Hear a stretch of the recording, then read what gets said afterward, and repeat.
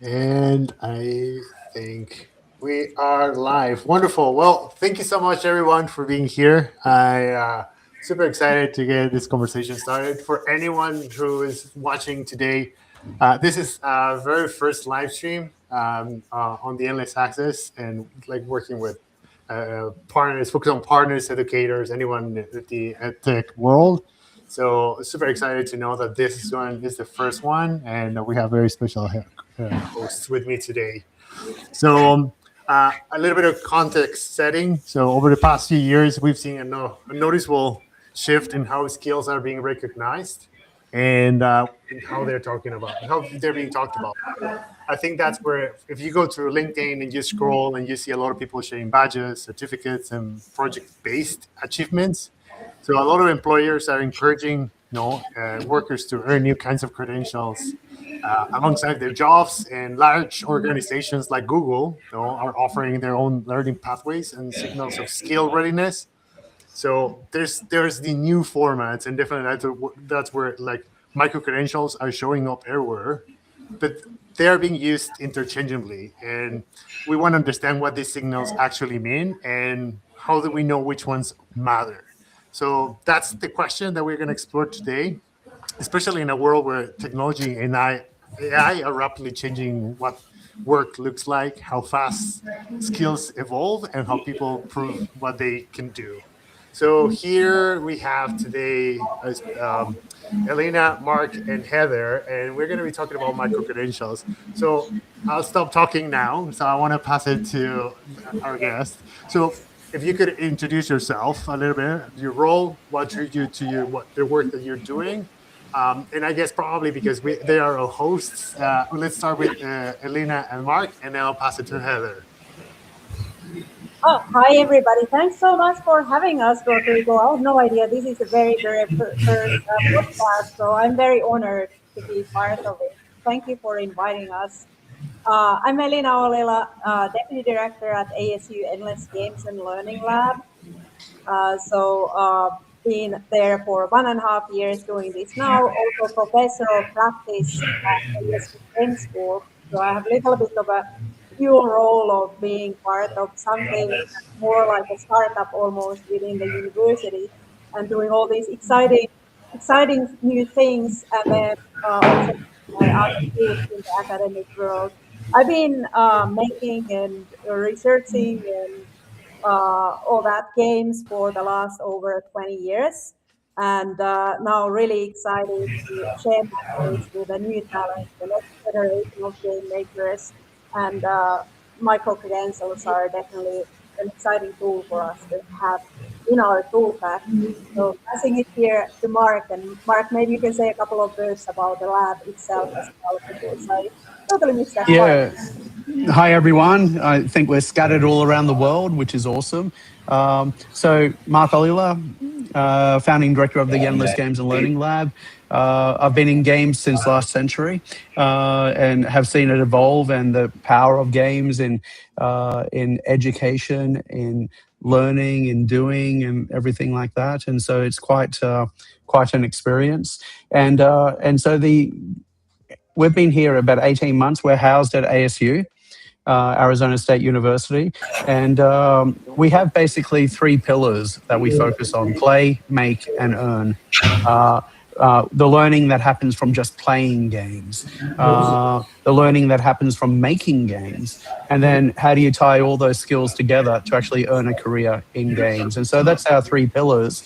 And I know Rodrigo is desperate to ask me, but yes, that is a climbing wall behind me.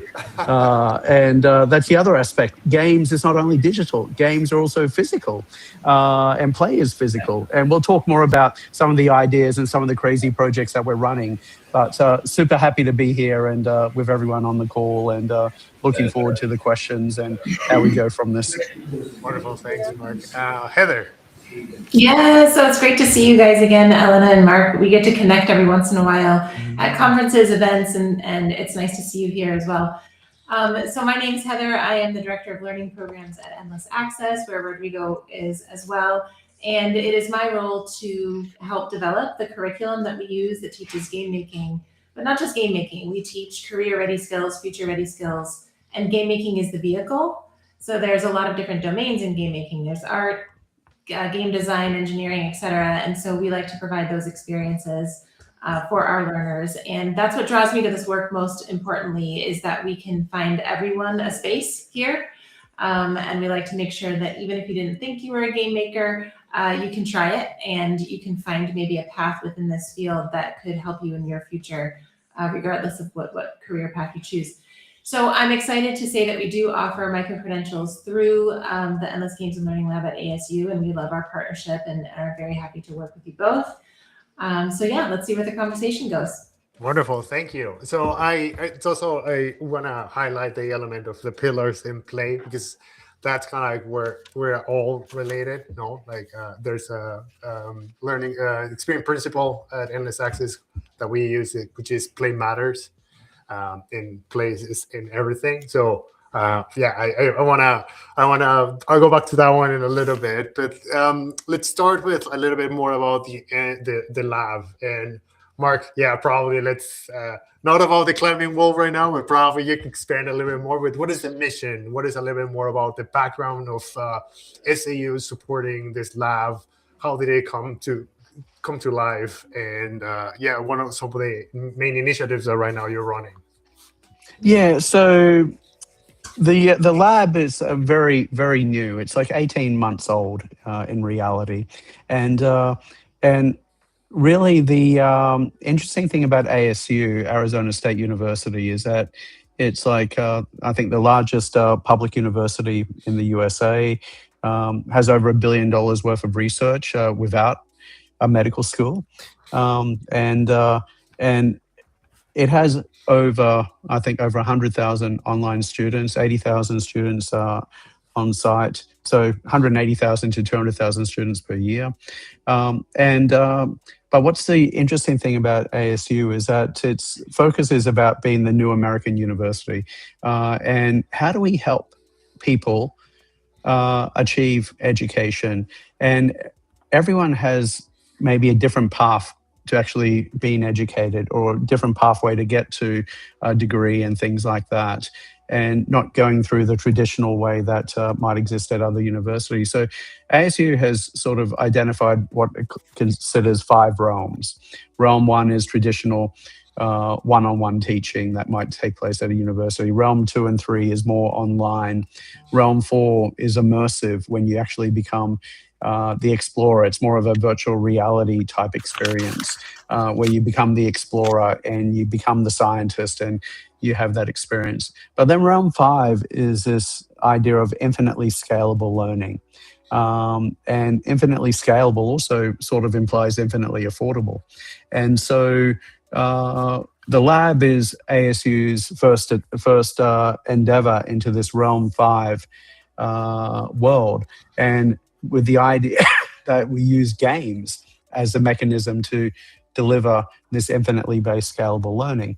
And why games?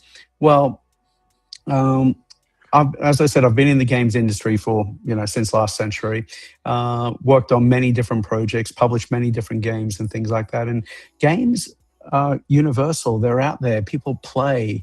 And it's something that people get engaged with. They solve problems. They deal with strategy. They do resource management and things like that.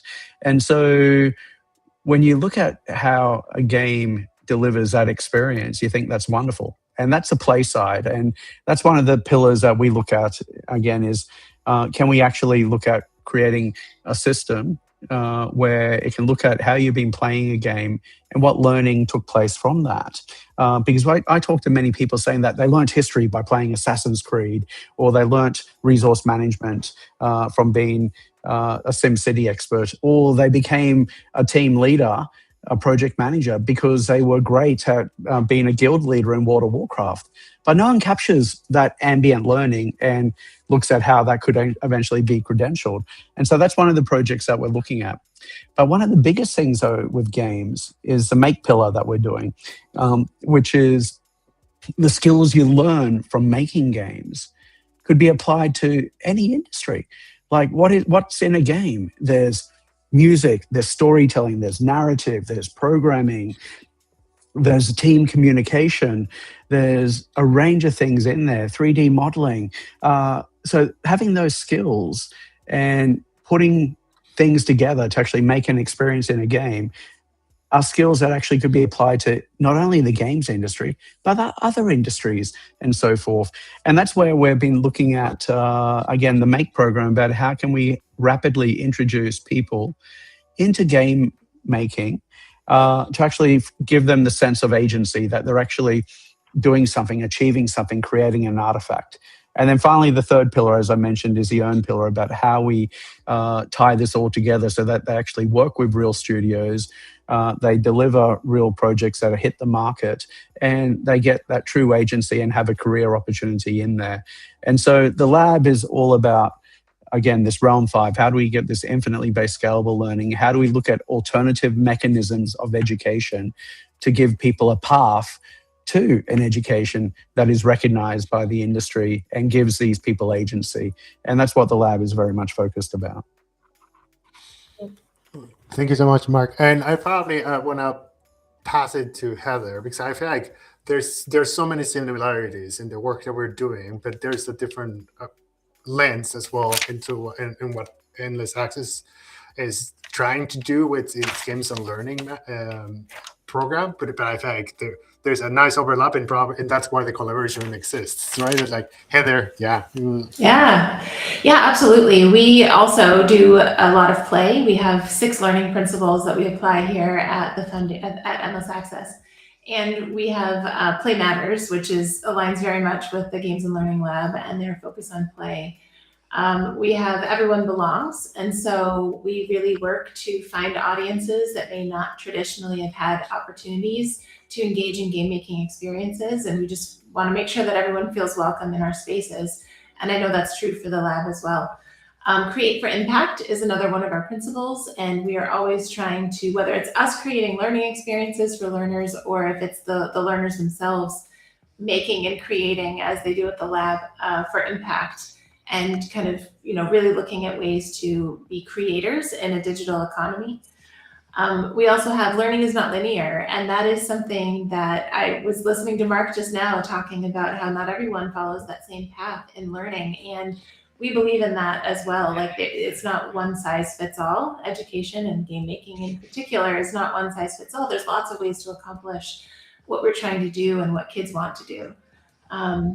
So we have this underlying set of principles. One of our biggest ones is Share Often Be Open, and so I kind of am saving that one for last, just because it's all about existing in an open source community. So we have a game called Threadbare, and learners contribute to that game in an open source practice. And what that means is that anyone can come in and add an asset, for example, or edit some code or find a bug and fix it. So we use one particular game as a vehicle for teaching game making. And then it kind of becomes this like launch pad for launching into different opportunities, internships, careers. We've had some kids go through our program, earn a microcredential through ASU, get an internship, and then get a job because they've gone through in the game industry, because they've gone through our program. So that's really exciting that these opportunities exist in both of our programs, and that learners can really find career opportunities and future opportunities where they can be successful. So it sounds there was, for anyone who's watching, that's where like the similarities are kind of like tying these two organizations together. I think probably a little bit trying to think about, like, both of you talked about employability, like where there's something about like the skill ready, like being work ready. So I guess probably that's where I want to shift a little bit the direction and connect the dots with like micro-credentials. So I guess, Elina, I'll start with you, but like, if nobody or someone, you're about to talk about micro-credentials, how would you explain that to someone who doesn't know anything about it? Yeah, so micro-credentials are a concrete token that has a verification of you earning a skill or a set of skills. And not only that, I would argue that micro-credentials also give the data about somebody's learning journey to their own hands. So for instance, with these micro-credentials that we've been granting together with Heather and Endless Access, the students can share those credentials in social media. They can add them as part of their portfolio. So it takes the sort of, it gives the power for the learner also to tell the story of what they have learned, what was their learning journey when they are, for instance, talking to future employers and so forth. So it's really a concrete way of materializing that learning experience. And typically we also have things like, okay, here is a link to the evidence of learning that happened. So let's say if you build a game, for instance, or if you build a level to a game, we can link that evidence of learning as well into the micro-credential. So it's kind of almost acts as a portfolio, or it can act as a part of portfolio and give that sort of validation for it as well, that this learning actually happened. In your opinion, it's not that you know all the context, but in your opinion, and probably this is an open question for everybody here, is like, what has been the shift in the environment that is asking for micro-credentials? Why are organizations and educational orgs kind of pushing for this and this new type of credentialing rather than the traditional one? Yeah, I don't know. I think. Heather, oh, I think it makes the learnings much more visible rather than saying like, hey, like I took this course XYZ, you have to go to the university's course catalog, what theoretically these students actually were doing as part of this course. This makes things much more visible and tangible. And I would say that the micro type of experiences, the micro credentials tend to highlight quite often. Like mentioned, we like to have a concrete artifact that the students actually created when they earn the credential.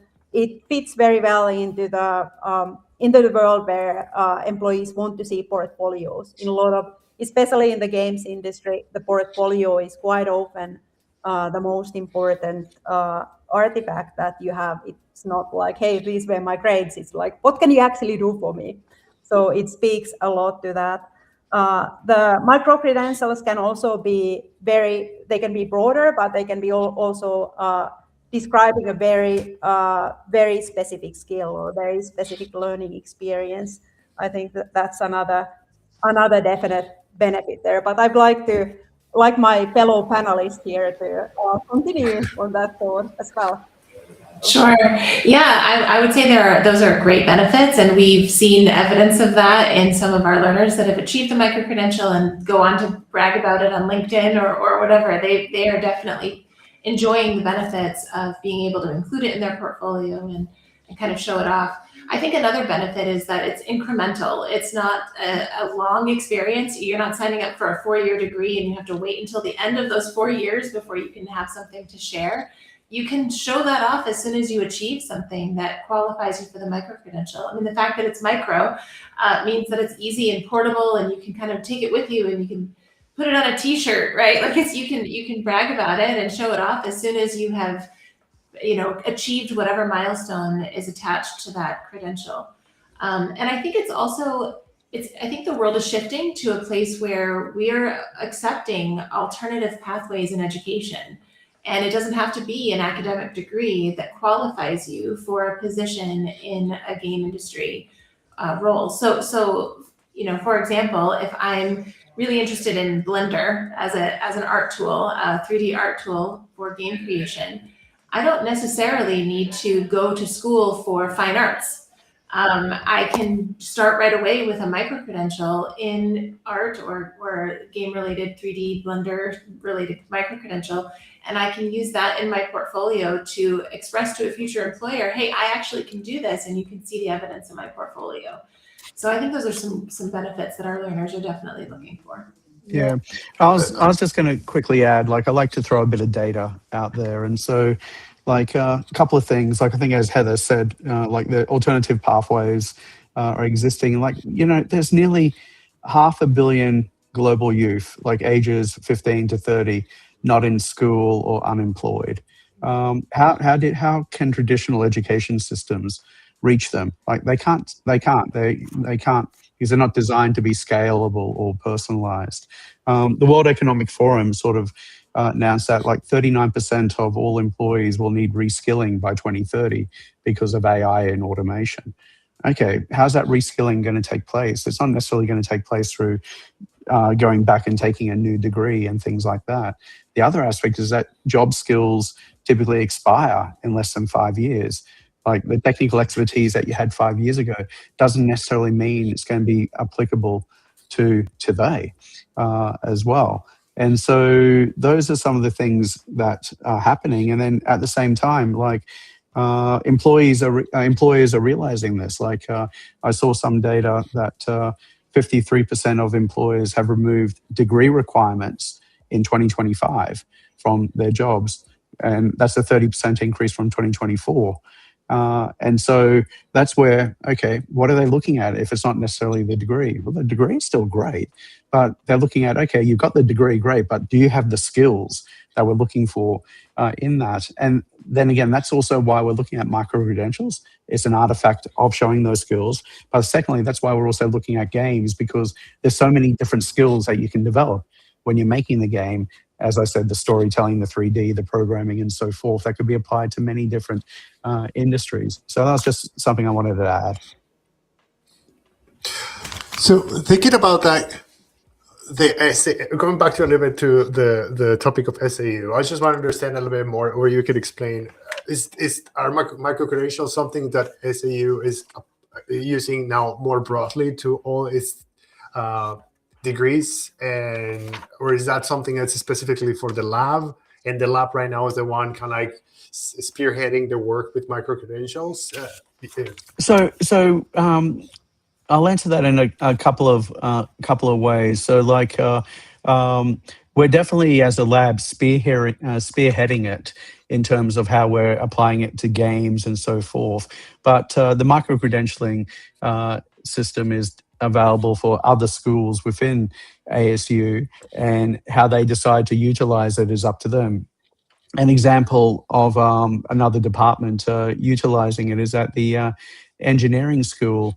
Has got a 4-staged approach of micro-credentials in engineering, 4 levels from foundational to industry application, and they're stackable. And so that's an example of a school that's been doing it, and they see the need, and that's often been driven by requests from the actual industry. And so what you'll see is that each school will independently determine how they particularly want to use micro-credentials. From our side, as a lab, as part of the Herberger Institute of Design and Arts, part of the game school, we're very much focused on anything related around games and how we utilize the micro-credential opportunity to then eventually build into a certificate and then build into a degree. We're in early days at the moment, but one of the key things that we've adopted as a principle is that every micro-credential that we issue, every micro-credential that we work with that comes from a partner, there has to be an artifact. There has to be something that's showable, that something was built in many ways, because that's the tangibility of actually, I did something and I had to use a skill or develop a skill to build it. Thinking from the student perspective, I'm trying to think about like what this means, because micro-credentials, I mean, it sounds like they're going to become more and more popular, over time. So that means that probably they're going to be available to younger students or learners all around the world. And you can earn micro-credentials possibly from since you're at the beginning of high school, like there's going to be a possibility to start doing that, which I don't know, it makes me think about a video game. Like in a way, it's kind of like gamification of the experience, and rather than like waiting for the big, battle boss, you're learning all the skills to be able to battle the boss.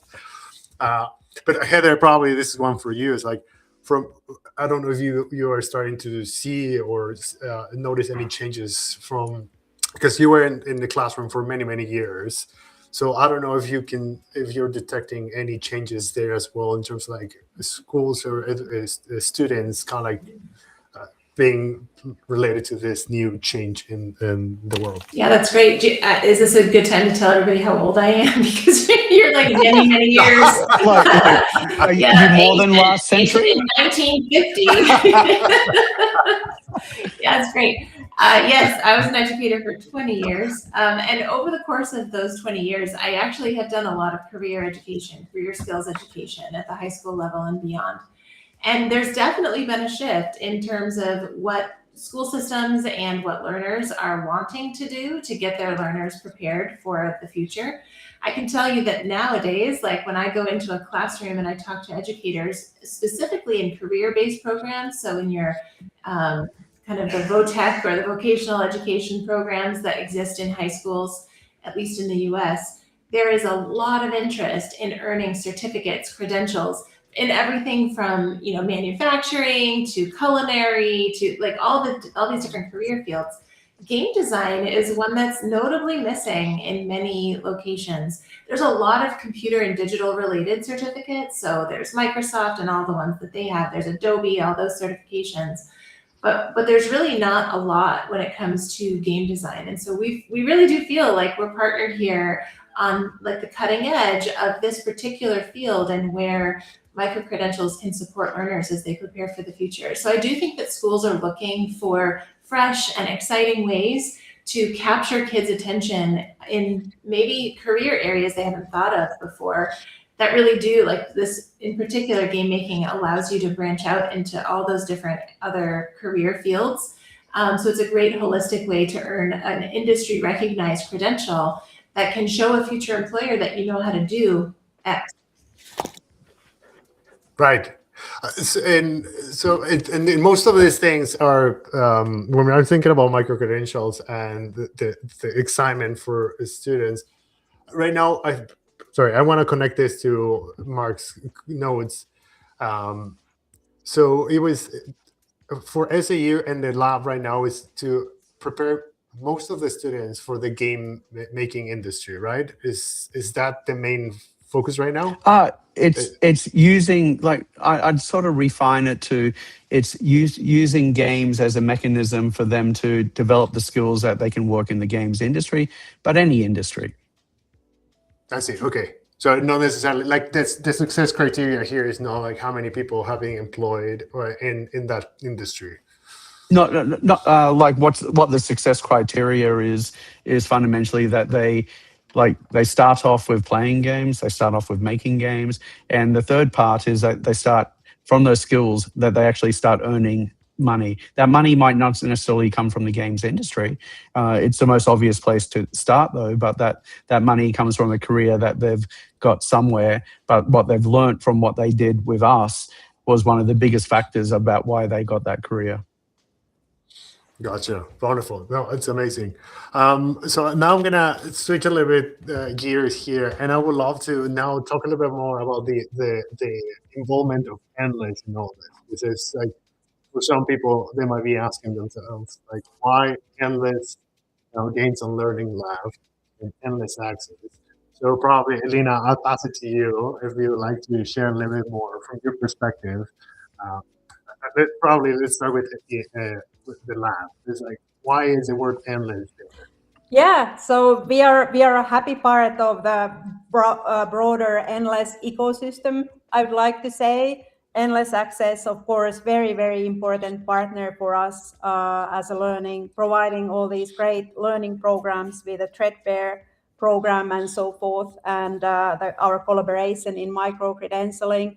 We also work closely with let's bring another Endless company into the picture here, Endless Studios as well. They have built a game-making platform called NStar, and that has been used heavily by our lab in academic programs, in events like game jams. Heather actually was one of our mentors in the early days. I think it was our first NStar-based hackathon that we hosted. Heather was mentioning there, and our lab definitely didn't look quite as nice as it looks today. We were pretty new back then, so Heather has been an early supporter for our work. So all these parts work quite nicely together. Endless Access is a non-profit part, Endless Studios builds a platform that we also use in our education programs. And then the lab is the sort of deployment platform for a lot of this stuff. So we use NSTAR in teaching. We are looking forward to use Threadbare as well in teaching, and looking forward to spend some time with Heather talking about that, because it's a great way to learn about things like good old game development and GitHub and all these things that we don't really touch in our NSTAR based programs. So it's one big ecosystem, and we are the student-facing part in ASU. And the benefit that the lab has, I would say that ASU, Arizona State University, many people who are listening to this may not know that we are actually the biggest university in the US. We have great scale. And Mark, maybe you can drop some numbers. I always fail to remember how exactly many students we have. People can go to the beginning of the stream and listen to my intro. That's where I drop the numbers. I have a short memory, it looks like. maybe the stereotype about the forgetful professor is actually true here. Now it was proven. But we have fantastic scale. And also, many people may not know that ASU was actually building its online programs already way before COVID, and when it kind of became a standard in a lot of universities. So we have a long history in that, and big part of what we're trying to achieve and push the various initiatives in the world of Endless forward is the scale, and getting all these out to students and helping other parts of the organization scale as well, with making the learnings more visible through the micro-credentials, for instance. So hopefully that answers the question. It does. I probably know a positive Heather. Yeah. And I would love to know, like, the role of Endless Access, in making these credentials real and available for learners, because I've had, there's also a distinction between the learners that SAU kind of like is reaching and the audiences that Endless Access is also like going after and getting in touch. Yeah, definitely. So I think we're great partners, and that we are really working to extend this opportunity of game making and earning micro-credentials for participating in game making programs to as many learners as possible, because we just want that opportunity to be out there. And so for us at Endless Access, I really love the word endless, because we're trying to literally reach the ends of the earth, of which it's not, because it's round, right? But there's the endless. I'm sorry. You're a modern teacher, Heather. A modern teacher. I love it. Amazing, right? You're not flat. Micro-credential in flat Earth theory. There is no end to the humor here at Endless Access. No, so Endless Access, our vision is the whole world empowered, and that's really what we try to do. Because I can speak from personal experience as a female in the gaming space, which is new for me as in my 40s, right? There, I just gave my age away. Anyway, I didn't want to do that, but I did. I'm in my 40s, which means I grew up in the 80s, and I didn't have access to gaming. It wasn't a thing I felt welcome in. And now I'm like, I think anybody can do this. However, they may not know that they can do this. And so a huge part of our work is to try to find populations who might not think they can do it. They might be like, I don't have the resources. My family I've never had a gaming console. I've never played a game. This might not be for me. And so we really want to find people who have not had the opportunity. And so even in like low connected environments, low resource environments, we try to provide the access, which is the other half of our name, to people who would really benefit from this type of program, and would kind of put them at the starting line where everyone else is. If everyone's starting a race, you want them on the same starting line. We really are looking for equity in the space where we can provide opportunities that allow learners to join us and join other people in game making. And we provide all the scaffolding and kind of structured learning that is necessary to get someone into a place where they can contribute to a real game. Wonderful. So I guess probably that was an amazing context, and I'll now put it a little bit more like um, in like actually actions. So when someone someone earns a micro credential, specifically for the work that you're doing right now in the lab, what do they have to prove? What do they have to show in order to earn that credential? And then I'll ask the same thing for Heather in terms like the courses and the programs that are available. But what are the actual actions that are shown by the student to be able to earn that micro credential? Yeah, it really depends on the micro credential that they earn. But I think the example that we have with Heather and Endless Access is a very concrete one that we should probably cover in this podcast. And the fact that ASU is backing that micro credential through the lab will give it more weight. But it's all about us building these programs together and having the trust that everybody's granting these micro credentials in a very good way. And I think the fact that the students are building and creating things and they have to use skills, especially during this time where everybody's. I speak to a lot of people who say like, oh, like AI is it's a bad thing.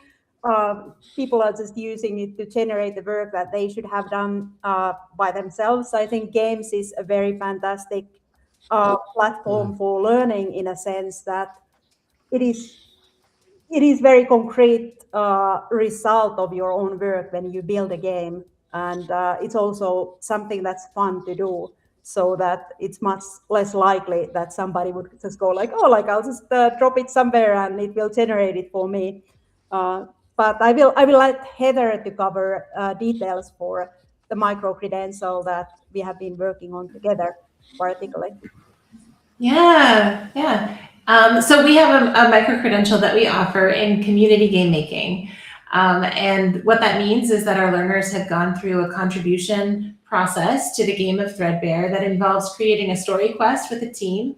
So they, in the world of Threadbare, I'll give some quick context to the game. It's basically themed after a world that is falling apart, unraveling, due to cultural disconnection. And so because the stories are fading in this universe, we need stories to come back into the universe. And so story quests are little mini games that are put into this game so that learners can kind of go through them, players can go through them, access what we call memory, imagination, and spirit. Those are our collectibles in the game inside story quests, and then return back to our central location in Threadbare, which is called Phrase End. And they put the memory, imagination, and spirit into our eternal loom, and it restores the fabric of humanity. And so it's like this concept of bringing people together through story, through lived experiences, cultural stories, even curriculum-aligned stories can be part of that contribution. And so when you've gone through that experience of creating a story quest with your team, you've done a lot of stuff. You've gone across all the domains of game making, where you have done things like ideated game ideas. You've created art assets, sound assets. You've written a narrative for what your story is and how to make that come to life. You've designed characters. You've gone through even the process of creating a pitch for your particular story quest. So you've got some marketing stuff in there as well, which I know Rodrigo appreciates and often gives us feedback on, which is wonderful. And even production management. So like looking at all the stuff that needs to be done and who's going to do it, and practicing these skills that are in the field of production and management. So we really kind of make sure that the learners are accomplishing things in each of the areas of game making. And when they've earned enough XP, that's how we measure our progress here in our platform, where they've earned some XP, and when they hit a certain number, they get that micro credential. And so we have three kind of guidelines for issuing a credential, and we've vetted these with Elina and team. And the first is that they're transparent. So our micro credentials needs to be clear what we're offering, what we're measuring. So with community game making, it's pretty clear. You've made a story quest, you've earned at least 2,000 XP, and that's going to earn you that micro credential. I'm also proud to say we've had over 230 learners last year earn a micro-credential through ASU by completing their story quest in Threadbare. So it's really exciting to kind of kick this off and get them off the ground. And we have many, many more learners this year that we're hoping to reach and offer that same benefit to. Our second guideline is that they are evidence-based, which is show us what you did. Like, we're really excited to include your story quest in our game, and we can link to that and we can show the work that they did. And that's important. Mark has been talking about that too. There's an artifact. You've got to make something. And what's really nice about that is when you go to, I mean, when we were in school, probably we just got an A, and sometimes you're like, why did I get an A? Or maybe you got a C. Why did I get a C? And sometimes there's just a mystery. It was like what the teacher was feeling like that day. They just write a letter at the top of your paper or whatever you were turning in, and that's what you got. This is evidence. This is like, no, it's a thing. I made a thing. It didn't exist before. It exists now, and I can prove it to you. And then the third is that it's relevant. So we want to stay ahead of the curve when it comes to all of these emergent ideas in game design. That includes AI. We've recently developed some principles here at Endless Access that we're using to guide our work in AI, making sure that it aligns to learners by focusing on humans, focusing on learning, and focusing on ethical use. And so these are things that we like to do to ensure that we remain relevant in our use of microcredentials. So it's three things: transparency, evidence-based, and relevance, making sure that we're giving learners an experience that will actually help them in the current world and beyond. Thank you so much for that, Heather. So speaking of like the last one, and giving this to learners, I probably it's a question I want to ask to Mark now is, are there any goals for the lab this year to give more of these credentials? Is like, I don't know if that's a real question, if that's how you're measuring. We're adding more and more credentials all the time. We're working with more partners. Like before this stream that we're doing now, we were talking with a partner in Africa, a game studio in Africa that we're looking to do micro-credentials with. They're actually developing their own ecosystem there with students coming in and working on games and so forth, and we're looking to see, okay, how do we tie that in? At the same time, we're also looking at how we develop our AI platform Miranda, which analyzes gameplay, and we're doing some efficacy studies this year where we can then see how we can grant micro-credentials from playing games and having that available to high school students that can then help redirect them into degree programs or certificate programs based on the types of games they're playing and what they're learning through there. So we're expanding the whole micro-credential universe quite dramatically. But then at the same time, we're also looking at how it fits into the certificate programs within ASU. How does it fit into the degree programs? How does it fit into our partners like Santana, which is basically delivering ASU as a service to 35 universities around the world? And so we're looking, again, like we're not doing this alone. Even though we have a lot of scale as ASU, we're looking to work with partners like Endless Access, others, to then see how we can create these micro-credentials, show the artifacts, show the learning taking place, and looking at alternative mechanisms of education that are still valid. And so we're not just stopping with one micro-credential, if that's what the question was about. We're looking at a whole range of them, and then how we tie that in together, how do we stack it together, and so forth. And, one of the great things that Elina was talking about is that, Endless Access has got this great, foundation with Threadbare, and they're accessing students that go through Threadbare and get micro-credentials. What we want to do is basically take that experience that they've created with Threadbare and then offer it to our students and our distribution channels to help that scale as well, because it's not about like one entity trying to do everything. It's about how we all work together, but we use that micro-credentialing system as the foundation of tying everything together. That is exciting. And in fact, we are really, not because I'm part of Endless Access, but we are onto something very big and important. Yeah. I'd actually like to backtrack a little bit about Rodrigo. You had a question like, how does this all fit together? Why are we doing this together?